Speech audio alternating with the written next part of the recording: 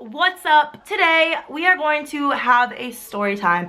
And no, this is not clickbait. This really happened to me. A few years ago, I spent my New Year's Eve in the emergency room. And it was probably one of my most memorable New Year's Eve experiences ever. I figured because it's New Year's, what better time than to tell the story of when I was in the emergency room on New Year's. My friend used to, not so much anymore now that we're like old enough to go out, but she would have New Year's Eve parties every year, probably for like 4 or 5 years.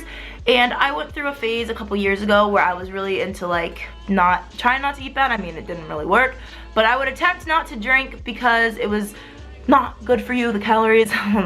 And also New Year's Eve is very hard to find DDs, and Uber wasn't really as popular back then, and Uber honestly even on New Year's Eve is so expensive, so it was just more convenient for me to volunteer to be the DD. I had one of my best friends with me and we got ready at my house and I drove us to the party, and neither of us, honestly, she had a handle with her, but I was for sure not drinking, but she was unsure if, because she's really into fitness and health, that if it was going to be worth consuming the calories. Oh my gosh, we sound so pathetic. Anyways, we get to the party and it's really fun. It's all of us. It was my freshman year of college, I want to say. So everyone was home from school and it was really fun. Everyone was just, it was good to be reunited, you know what I'm saying? And so there was we went there because that's where we always go, like I said, but there was a few other parties going on that night that we didn't know if we wanted to go to or not, so we were gonna feel it out, see how the first party was, if we wanted to be there, because that's where our closest friends were, and then feel it out from there. Midnight comes around,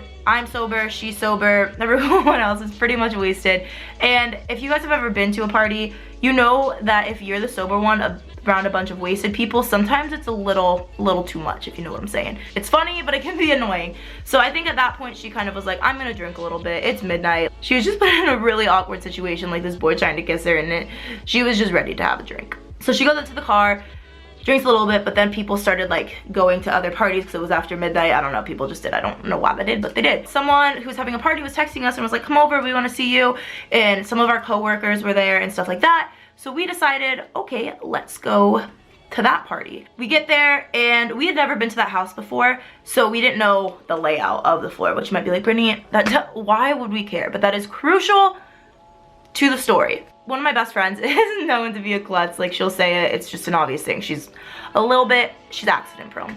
So we go in and say hi to everyone, and I don't remember exactly what happened, if she had the handle with her then, or if we said hi to everyone and she went to the car because she decided she wanted to drink, so she was gonna go get the alcohol, or what. But there's like the first floor, which is the entry level, and there's like stairs and it leads you to the kitchen, or you can go this way and there's one step that brings you down to the living room, the office, bathroom, etc. It's one step, so it's really not that noticeable, especially if you've never been to the house, and especially if you've had a little bit to drink. So my friend was so excited to have the bottle, and she was in heels, which is all a bad situation in general, and so she's running, misses a step because it's not obvious it's there, and just falls, and an entire bottle of Captain Morgan shatters onto the floor. And our first reactions are like, not the bottle, because it was just one step, so we didn't think anything. And she gets up, and like these people were drunk because they had already been there, and they're like, oh my god, I almost just said her name, oh my gosh, your leg. And she looks down and there's a shard of glass in it, and her leg is just gushing blood.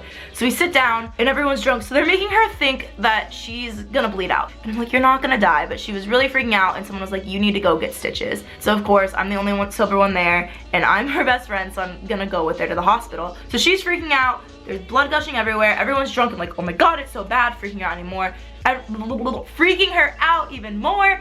And she then started freaking out because to go to the hospital, especially on New Year's Eve, a lot of the times they'll probably breathalyze you, and she wasn't 21, and she's like, oh my gosh, no, I don't want to go, like I need stitches, but they're gonna breathalyze me and I'm gonna get in trouble, and I'm gonna get an MIC, and then it's gonna affect my skull, like all of this stuff. And no one else would come with me to the hospital because they were all drunk and underage, so they didn't want to get in trouble. So luckily one girl, I felt really bad though, because she works at Dutch Bros, and she had like a 3 or 4 a.m. shift, and it was already like midnight-ish, so she was like, I guess I'll go with you.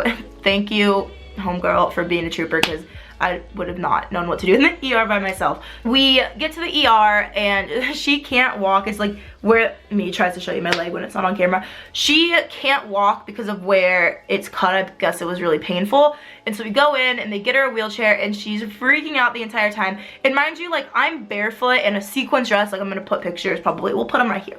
Here's me. She is freaking out, rightfully so, because A, she's about to get stitches. Her parents have no idea yet. She doesn't want to get an MIC.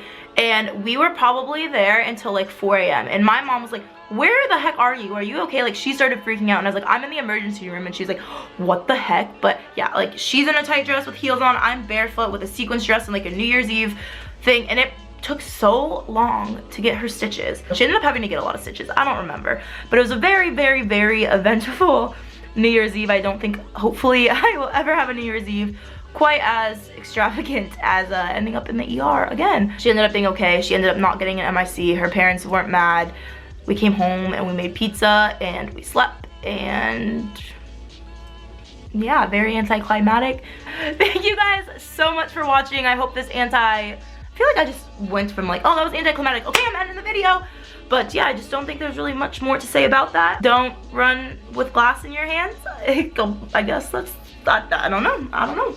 But thank you guys so much for watching. I hope you guys have the best New Year's. I am so ready for a fresh start, even though it's just another day. I'm very excited. I hope you guys have I don't know what day exactly I'm uploading this, but I hope if it's New Year's Eve that you guys have a safe New Year's. If it's New Year's Day, I hope you guys have the best 2017 ever, and I will see you guys next week. Don't forget to thumbs up, subscribe. My collab channel is down below on my social medias, and I will see you guys next week.